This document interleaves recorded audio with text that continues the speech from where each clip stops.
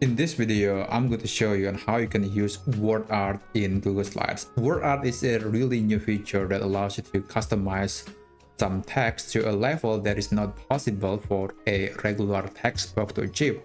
And I'm going to talk some of the benefits later, but let me show you how you can insert a word art to your Google Slides presentation. First, pick a slide and go to Insert, click Word Art. And then here you can type any text that you want.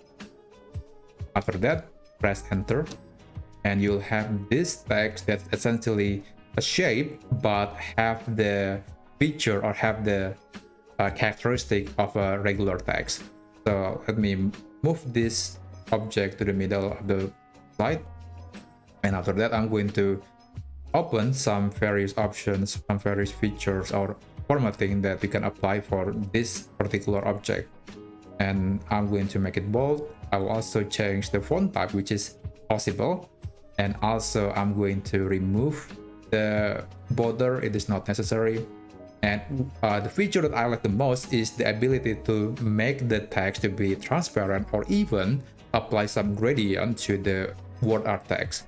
So let me change the color first. I'm going to use this color, and if you want to make this text to be transparent, you can go to the fill color option where you want to add some color, and you can adjust the transparency level of this particular text.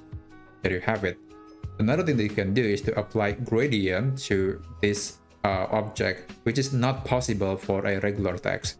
Go to the this option again, click gradient, and you can pick any color that you want. So let me pick this color, and there you have it. That's how you can play around with word art in Google Slides. I hope you find this video helpful.